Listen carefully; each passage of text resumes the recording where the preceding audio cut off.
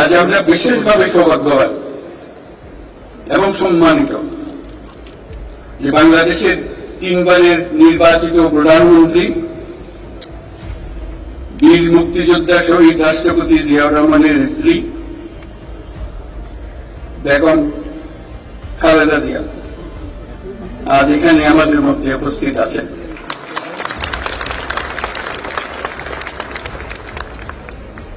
এক যুগ ধরে তিনি এই মহাসম্মেলনে অংশগ্রহণ করার সুযোগ পান নাই, আজকে সুযোগ পেয়েছেন। আমরা সবাই আনন্দিত এবং গর্বিত যে আমরা এই সুযোগ দিতে পেরেছি আপনাকে। শারীরিক অসুস্থতা সত্ত্বেও এই বিশেষ দিবসে সবার সঙ্গে শরীর খাওয়ার জন্য আপনাকে আবারও ধন্যবাদ।